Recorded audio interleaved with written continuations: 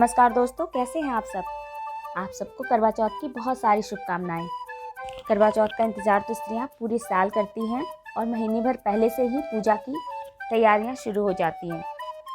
हर स्त्री के लिए यह दिन बहुत ही खास होता है क्योंकि इस दिन वो अपने पति की लंबी उम्र एवं सफल जीवन के लिए निर्जला व्रत रखती हैं। करवा चौथ का व्रत ऐसे तो भारत की हर जगहों पर मनाया जाता है और जो लोग इंडिया के बाहर हैं वो भी इस व्रत को बहुत ही धूमधाम से मनाते हैं। आज मैं अपने इस वीडियो में आपको पूरी पूजा विधि एवं करवा चौथ व्रत कथा भी सुनाऊंगी।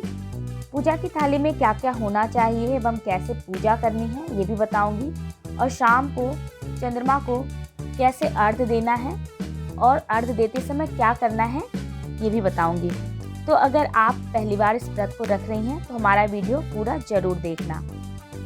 तो सबसे पहले तो आपको एक छोटा सा संकल्प लेना है कि आप ये करवा चौथ का व्रत अपने पति की लंबी आयु के लिए रख रही हैं। इसके बाद आपको एक चौका लगाना है, उस पर आप लाल या पीला कपड़ा बिछा सकते हैं।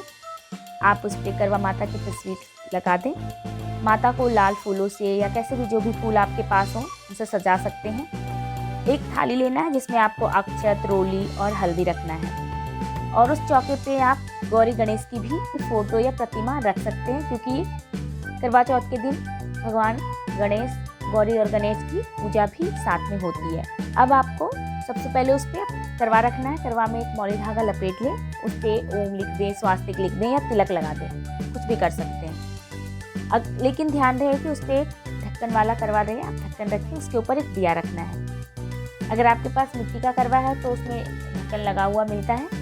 अगर आपके पास स्टील या पीतल का करवा है तो आप उस पर एक छोटा सा ढक्कन लगा दें, फिर उसके ऊपर एक दिया रखें और ध्यान रखें कि ये दिया हमें अभी नहीं जलाना है, ये हम चंद्रदेव को अर्घ्य देते समय जलाएंगे। एक दूसरा दिया आप करवा माता के सामने जला लें और एक तांबे के लोटे में भी जल भर कर रख दें जिससे कि हम कथा सुनने के बाद सूर्य देवता को अर्घ्य देंगे। अब एक और तीसरी पात्र में आप जल भर कर रखेंगे। ये वाला जो जल है हम चंद्रोदय के बाद व्रत खोलने के लिए इस्तेमाल में लाएंगे। तो अब चौके पे हमारे पास 3 पात्र में जल है, तीनों ही पात्र में हमें तिलक लगाना है। फिर इसके बाद हमें करवा माता की रोली, सिंदूर, अक्षत एवं हल्दी लगाकर उनकी पूजा करनी है।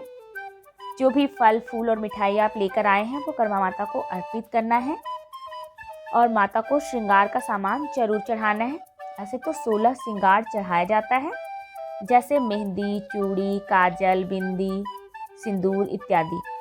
अगर आपके पास 16 श्रृंगार नहीं है तो कम से कम 5 चीज़ें जरूर चढ़ाएं और ये सारी सामग्री आप पूजा के बाद इस्तेमाल में ला सकती हैं।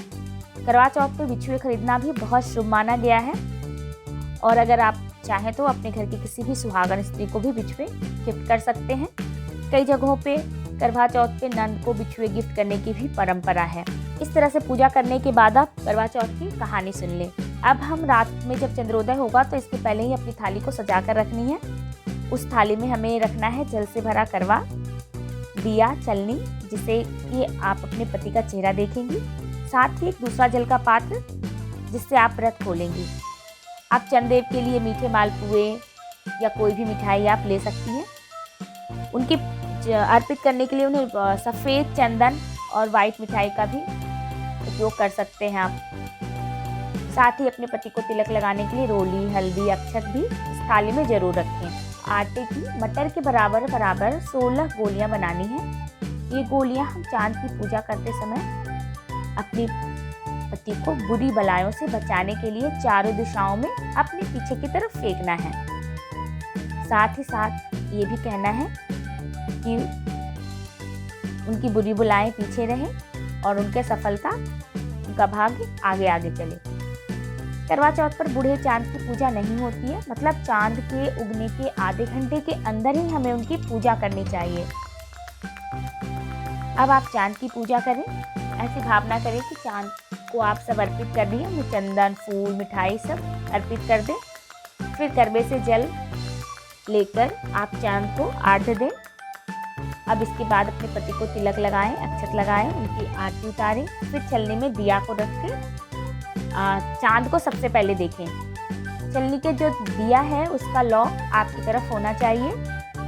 उसके बाद उसी छलनी से आपको अपने पति का चेहरा देखना है। और फिर अपने पति के हाथों से जल पीकर अपना व्रत खोल लें। और इसके बाद आप चाहें तो बर्फ़ी या मिठाई भी खा सकते हैं। इस तरह से आपका करवा चौथ का व्रत पूरा हुआ। करवा माता आपको और आपके परिवार को सुख संपन्नता दे।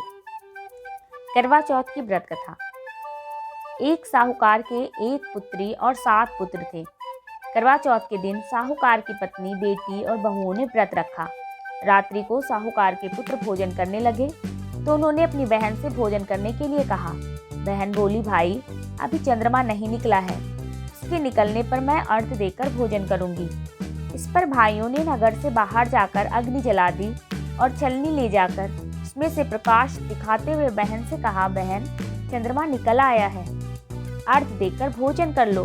बहन अपनी भाभियों को भी बुला लाई कि तुम भी चंद्रमा को अर्घ्य दे लो, किंतु वे अपनी पतियों की करतूत जानती थी। उन्होंने कहा, भाई जी अभी चंद्रमा नहीं निकला है, तुम्हारे भाई चालाकी करते हुए अग्नि का प्रकाश छलनी से दिखा रहे हैं। किंतु बहन ने भाभियों की बात पर ध्यान नहीं दिया और भाइयों द्वारा दिखाए प्रकाश को ही अर्घ्य देकर भोजन कर लिया। इस प्रकार व्रत भंग होने से गणेश जी उससे रुष्ट हो गए। इसके बाद उसका पति सख्त बीमार हो गया और जो कुछ घर में था उसकी बीमारी में लग गया। साहूकार की पुत्री को जब अपने दोष का पता लगा तो वह पश्चाताप से भर उठी। गणेश जी से क्षमा प्रार्थना करने के बाद उसने पुनः विधि विधान से चतुर्थी का व्रत करना आरंभ कर दिया। श्रद्धा अनुसार सबका आदर सत्कार करते हुए सबसे आशीर्वाद लेने में ही उसने अपने मन को लगा दिया। इस प्रकार उसके श्रद्धा भक्ति सहित कर्म को देख गणेश जी उस पर प्रसन्न हो गए। उन्होंने इसके पति को जीवन दान दे उसे बीमारी से मुक्त करने के पश्चात धन संपत्ति से युक्त कर दिया। इस प्रकार जो कोई छल कपट से रहित श्रद्धा भक्ति पूर्वक चतुर्थी का व्रत करेगा वह सब प्रकार से सुखी होते हुए कष्ट कंटकों से मुक्त हो जाएगा। चौथ पे उज्जमन भी किया जाता है। उज्जमन करने के लिए आप एक थाली में 4-4 पूड़ियाँ 4 जगह रख सकते हैं। उस पर थोड़ा थोड़ा सा हलवा रखते हैं और साथ में थाली में एक साड़ी, ब्लाउज या सामर्थ्य अनुसार अगर कपड़े नहीं भी हैं तो रुपये देकर फिर उसके चारों तरफ रोली चावल से के ऊपर हाथ फेर कर अपने सासू माँ को चरण स्पर्श कर उन्हें दे दें। अगर सासू माँ नहीं है तो भी सुहागन स्त्री को आप ये उज्जमन दे सकते हैं। तो आपको हमारा ये वीडियो कैसा लगा? अगर आपको पसंद आया तो लाइक करें, अपने दोस्तों के लिए भी शेयर करें। नमस्कार।